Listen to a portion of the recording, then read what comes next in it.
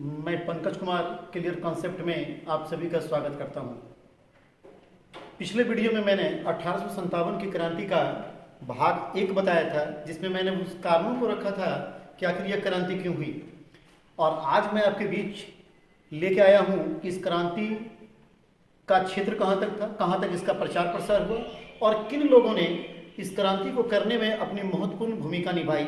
साथ ही उन लोगों का भी नाम प्रश्न के लिए बहुत आवश्यक है कि वो ब्रिटिश नायक कौन है जिन्होंने इस क्रांति को दबाने में ब्रिटिशों की ओर से अपनी महत्वपूर्ण भूमिका रखी। तो हम लोग एक एक चीज़ों को जानेंगे। और यह भी मैं बता दूं कि आज का जो पाठ है ये अगर अंत तक अगर आप देखते हैं तो निश्चित रूप से 1 से या 2 प्रश्न प्रत्येक परीक्षा में यहाँ से पूछा जाता है, चाहे वो ग्रुप डी हो, चाहे वो पीसीएस का कोई एग्जाम हो। इस क्षेत्र से 1-2 प्रश्न हमेशा आपको मिल ही जाएगा। और अंत तक अगर देख लेते हैं तो निश्चित रूप से यह ऑब्जेक्टिव आपसे बाहर नहीं जाएगा। तो हम लोग शुरू करते हैं इसके सबसे पहले क्षेत्र विस्तार को। यह चूंकि मैंने पिछली वीडियो में बताया था आपको कि इस क्रांति के जो तात्कालिक कारण थे वह था एनफील्ड राइफल में जो कारतूस भरा जाता था उसमें गाय और सुअर की चर्बी को लेकर चर्चा था। और इस चर्बी के बारे में ये पूरा एक प्रकार का माहौल बना हुआ था कि इसमें गाय और सुअर की चर्बी होती है और इसे मुंह से खींचना पड़ता है, जिस कारण हिंदू सैनिक और मुस्लिम सैनिक दोनों ही सैनिक अंग्रेजों के खिलाफ हो गए। और सर्वप्रथम इसके जो सूत्रधार बने उसका नाम था मंगल पांडे। तो मंगल पांडे एक्चुअली में बैरकपुर छावनी का एक सैनिक था। तो यह प्रश्न सबसे पहले आपको बहुत बार पूछा गया है कि इस क्रांति की शुरुआत कहाँ से हुई। तो इस क्रांति की शुरुआत हुई थी बैरकपुर से। और मंगल पांडे चूंकि इसी छावनी का था, हालांकि छावनी में बहुत सारे रेजिमेंट होते हैं, तो मंगल पांडे का जो रेजिमेंट था वो अलग था। तो यह भी प्रश्न कभी कभी पूछ देता है कि मंगल पांडे का रेजिमेंट कौन सा था। तो अगर रेजिमेंट की बात अगर करें तो उसको भी देख लेते हैं कि मंगल पांडे जो थे, मंगल पांडे का जो रेजिमेंट था वह था 34वीं BNI। 34वीं BNI रेजिमेंट का वह सैनिक था जो बैरकपुर छावनी से ताल्लुकात रखता था। BNI का मतलब होता है Bengal native infantry. Bengal native infantry उसी का यह मंगल पांडे सदस्य था। तो ये बहुत VVI पॉइंट है, एक स्टार पॉइंट है। इसको आप निश्चित रूप से याद रखेंगे कि मंगल पांडे बैरकपुर छावनी का एक सैनिक था जो 34वीं BNI का एक सदस्य था जो इस आंदोलन का सूत्रधार हुआ। इसके बाद यह आंदोलन जब फैला तो यह आंदोलन आपका सबसे पहले दिल्ली गया, कानपुर गया, लखनऊ गया, झांसी गया। और इस प्रकार हर जगह एक भारतीय नायक ने अपनी महत्वपूर्ण भूमिका निभाई और उसी जगह पर एक ब्रिटिश नायक ने भी अपनी महत्वपूर्ण भूमिका इस आंदोलन को दबाने में निभाई। तो हम लोग एक एक करके प्रत्येक चीजों को देखेंगे। जब यह आंदोलन शुरू हुआ तो जब मंगल पांडे को फांसी दे दी गई और बहुत सारे सैनिकों ने दिल्ली की ओर कूच किया और दिल्ली पहुंचकर उन्होंने जो हमारे मुगल बादशाह थे जिनका नाम बहादुर शाह जफर है, बहादुर शाह जफर को उन्होंने कहा कि चूंकि हम अंग्रेजों के खिलाफ आप आंदोलन कर रहे हैं तो इस आंदोलन को नेतृत्व आप अपने हाथ में लीजिए और आप इसके नेतृत्वकर्ता बनिए, चूंकि हिंदुस्तान के शासक आप हैं और हमारी आस्था और अभिमान आपसे जुड़ी हुई है। जिसे बहादुर शाह जफर ने भी सर से स्वीकार कर लिया और इस आंदोलन का नेतृत्व अपने हाथ में ले लिया। तो अगर प्रश्न आ जाए कि दिल्ली का नेतृत्वकर्ता कौन था, हालांकि बहादुर शाह जफर ने पूरे भारत का लिया था, लेकिन विशेष रूप से इनका प्रश्न दिल्ली के संदर्भ में ही पूछा जाता है। तो अगर प्रश्न आ जाए कि दिल्ली के संदर्भ में कि दिल्ली में नेतृत्व किसके हाथ में था, किस भारतीय नायक के हाथ में, तो बहादुर शाह जफर। और साथ ही उनके साथ एक व्यक्ति जुड़ा हुआ था जिसका नाम था बख्त खां। बख्त खां एक्चुअली में एक सैन्य नेतृत्व करता था। आप कह सकते हैं कि यह एक प्रकार से बहादुर शाह जफर के सेनापति थे और बहादुर शाह जफर के सेनापति के रूप में इन्होंने दिल्ली में नायक की भूमिका निभाई। एक तरफ से भारतीय नायक में जहां 2 लोग का आपको नाम याद रखना है दिल्ली के संदर्भ में, एक बहादुर शाह जफर और दूसरा बख्त खां, वहीं आपको विद्रोह दबाने वाले जो थे, जो अंग्रेजों की ओर से, ब्रिटिश की ओर से जो भेजा गया था कि जाइए और दिल्ली में जो आंदोलन हो रहा है उसे दबाइए, उसमें 2 व्यक्ति को भेजा गया था जिसमें नाम था एक का निकलसन और दूसरे का हडसन। तो हडसन और निकलसन अंग्रेजी नायक थे जबकि भारतीय नायक बहादुर शाह जफर और बख्त खां थे। तो ये लाइन बिल्कुल आपको अच्छे से क्लियर हो जाना चाहिए। बहादुर शाह जफर और बख्त खां जहां दिल्ली में नेतृत्व को संभाल रहे थे, वहीं अंग्रेजों की ओर से इसे दबाने के लिए जो व्यक्ति आया था उसका नाम था निकलसन और हडसन। अगर 2-3 बार इसे रिपीट करके पढ़ेंगे तो निश्चित रूप से आपको चीजें याद हो जाएगी, और प्रयास करना है कि इसको क्लास में ही याद कर लेना है। इसके बाद जब हम कानपुर में देखेंगे तो कानपुर में एक जाना पहचाना नाम मिलेगा आपको, नाना साहब, जो एक पेशवा थे, और नाना साहब के साथ ही जुड़े हुए एक व्यक्ति थे जिनका नाम था तात्या टोपे। तात्या टोपे भी ठीक उसी प्रकार से कानपुर में अपनी भूमिका का निर्वाह कर रहे थे जिस प्रकार दिल्ली में बख्त खां निर्वाह कर रहे थे। यानी यूं कह सकते हैं कि तात्या टोपे भी एक सैन्य नेतृत्व करता थे और एक सेनापति की भूमिका में थे, और ये दोनों ही भारतीय नायक के रूप में विद्रोह को बढ़ा रहे थे। जबकि अंग्रेज की ओर से जो नायक आया था इस विद्रोह को दबाने के लिए, उसका नाम था कैंपबेल। तो आपको याद रखना है कि कैंपबेल कानपुर में था, जबकि निकलसन और हडसन ये दोनों आपके दिल्ली में थे। इस प्रकार भी याद, देखिए कोरिलेट करके किसी चीज को पढ़िएगा तो ज्यादा अच्छा याद होता है। आप याद कर सकते हैं कौशे कानपुर, कौशे कैंपबेल, तो ऐसे भी आपको याद हो जाएगा कि कानपुर में कौन था भाई ब्रिटिश नायक, तो कैंपबेल था, चूंकि कौशे ही नाम है तो वो आपको याद हो जाएगा। इसके बाद लखनऊ। लखनऊ में जो भारतीय नायक के रूप में काम कर रहे थे उनका नाम था बेगम हजरत महल, जबकि ब्रिटिश की ओर से जो व्यक्ति को भेजा गया था सर्वप्रथम उसका नाम था लॉरेंस। लेकिन लॉरेंस चूंकि इसमें मारा गया, शुरुआती दौर में ही लॉरेंस मारा जाता है, और यह प्रश्न बहुत एग्जाम में पूछा जा चुका है कि वह कौन सा ब्रिटिश नायक था जो लखनऊ में मारा गया, तो उसका नाम था लॉरेंस। जबकि फिर कैंपबेल को यहाँ कानपुर में विद्रोह दबाने के बाद कैंपबेल आपका लखनऊ में आके विद्रोह को दबाने का कार्य करता है। तो लखनऊ वाला क्लियर है। और इसके बाद है जो बहुत महत्वपूर्ण है, खूब लड़ी मर्दानी वह तो झांसी वाली रानी थी। बचपन से इस कविता और कहानी को आप पढ़ते आ रहे हैं, रानी लक्ष्मीबाई।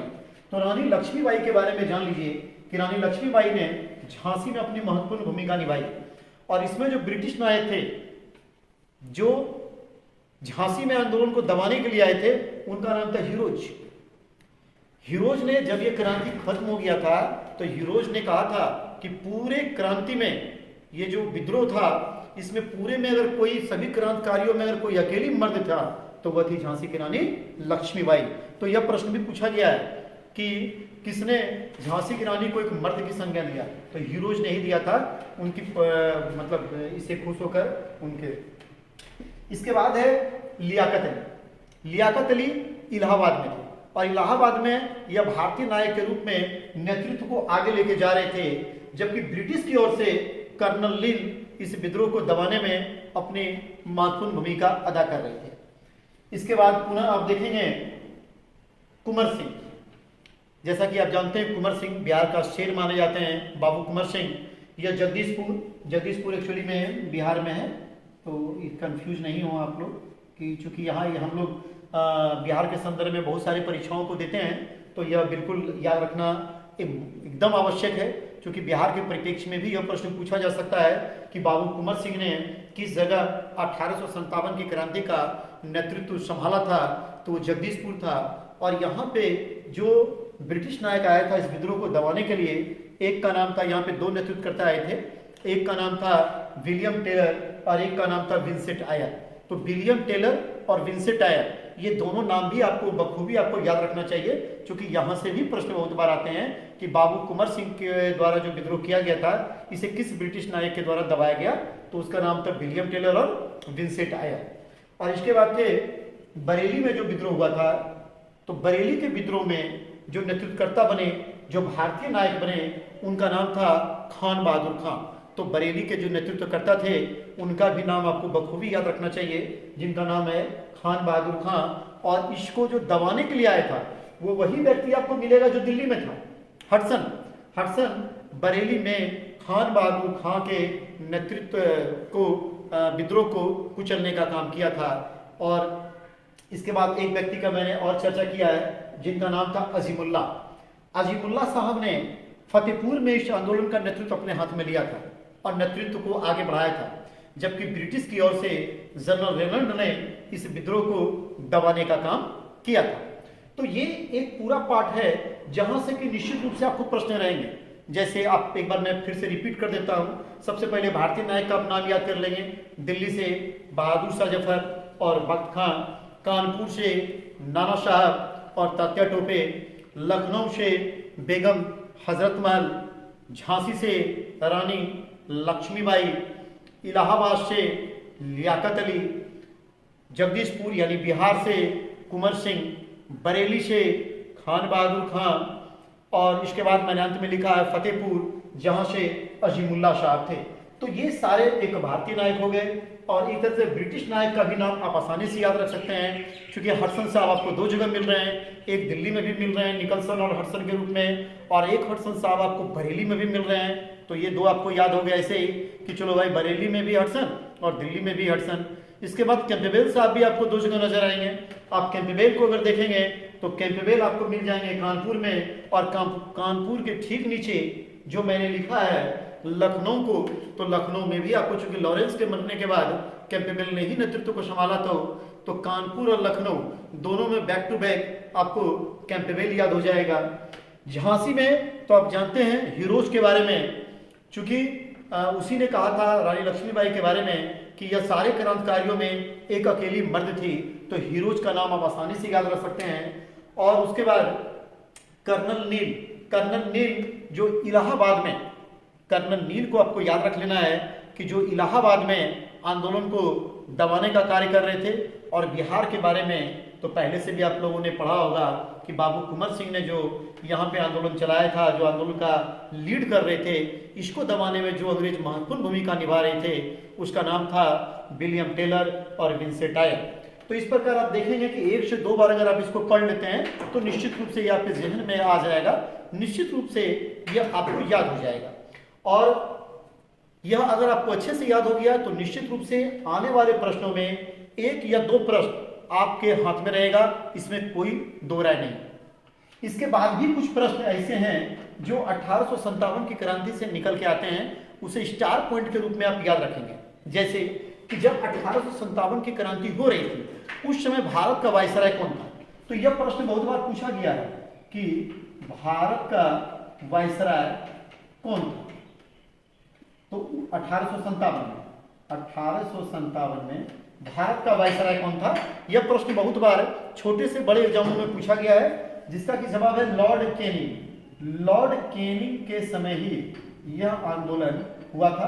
तो यह निश्चित रूप से आप इसको याद रखेंगे कि लॉर्ड कैनिंग 1857 ईस्वी में भारत का वायसराय था और इसी के समय में यहाँ पे क्रांति हुई थी। अब दूसरा प्रश्न आपको यह भी आ सकता है कि जब यह क्रांति 1857 की यहाँ पे हो रही थी उस समय ब्रिटेन का प्रधानमंत्री कौन था, तो ब्रिटेन का जो प्रधानमंत्री था उसका नाम था पामस्टन। तो इसको भी आप याद रख लेंगे, क्योंकि ये सारे प्रश्न कहीं ना कहीं एग्जाम में पूछे गए हैं।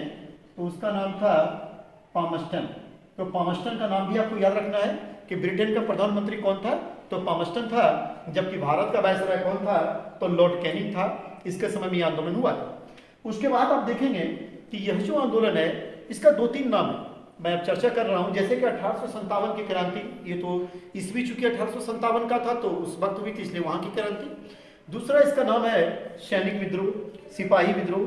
तो सैनिक विद्रोह और सिपाही विद्रोह इसका नाम होने का मूल कारण यह है क्योंकि इस क्रांति की जो सूत्रपात हुई थी वह सैनिकों ने ही किया था। मंगल पांडे था या अन्य सैनिकों ने मिलकर ही कारतूस मुंह से छीलने से इनकार कर दिया था और पूरे केंद्र में इसका सैनिक रहा है। इसीलिए इस क्रांति को सैनिक 1857 का सैनिक विद्रोह या 1857 का सिपाही विद्रोह भी कहते हैं। हालांकि बीडी सावरकर ने इसे भारत का पहला स्वतंत्रता संग्राम भी कहा है। तो यह भी याद रखिएगा, यह प्रश्न बहुत बार पूछा गया है कि किस व्यक्ति ने इसे भारत का पहला स्वतंत्रता संग्राम कहा, तो बीडी सावरकर साहब ने इसे क्या कहा था, भारत का पहला स्वतंत्रता संग्राम। तो यह भी आपको याद रखना चाहिए क्योंकि एग्जाम के दृष्टिकोण से यह लाइन बहुत महत्वपूर्ण है कि किस व्यक्ति ने इसे भारत का पहला स्वतंत्रता संग्राम कहा, तो बीडी सावरकर ने कहा था। और इस वीडियो को एक दो बार अगर देख लेते हैं तो निश्चित रूप से यहाँ से प्रश्न नहीं बचेगा। और जब अब फिर अगली बार मैं आऊँगा तो इसी प्रकार किसी अन्य टॉपिक के साथ हम आपसे मिलेंगे। हालांकि मैं जाते जाते एक बात आपको और बता देना चाहता हूँ कि यह क्रांति निश्चित रूप से कह सकते हैं कि असफल रहा। 1858 के मध्य में इस पूरी क्रांति को पूरे भारत में कुचल दिया गया, लेकिन यह क्रांति जाते जाते भी बहुत सारे सकारात्मक परिणाम लेके गया। जैसे इस क्रांति को कुचलने के बाद ब्रिटिशों के मन में यह बात उभरी कि जरूर हमसे भारतीय खफा इनके लिए कुछ बढ़िया किया जाए। तो सबसे पहला काम किया गया था कि ईस्ट इंडिया कंपनी को भारत में समाप्त कर दिया गया। ईस्ट इंडिया कंपनी जो हमारे ऊपर शासन करती थी, जो नियमें बनाती थी, उसको समाप्त कर दिया गया और उसके बाद सीधे हम क्राउन के हाथों में चले गए, यानी भारत की सत्ता ब्रिटिश क्राउन के हाथ में सौंप दिया गया। ब्रिटिश क्राउन से संदर्भ है कि जो ब्रिटेन के राजा थे, अब ब्रिटेन के पार्लियामेंट में भारतीयों के लिए कानून बनने लगा, ना कि ईस्ट इंडिया कंपनी में बनने लगा। तो इस प्रकार आप देख सकते हैं कि बहुत सारी सकारात्मक चीजें भी लेके आए, लोगों को ऊर्जावान बनाया। अंग्रेजों को भी लगने लगा कि अगर भारतीयों के साथ हम हमेशा अगर दबाने का काम करेंगे तो निश्चित रूप से यह कोई ना कोई क्रांति लेके आएगा। तो अब अगले में हम मिलते हैं किसी एक बेहतरीन वीडियो के साथ नेक्स्ट पार्ट में। आज के लिए इतना ही। Thank you.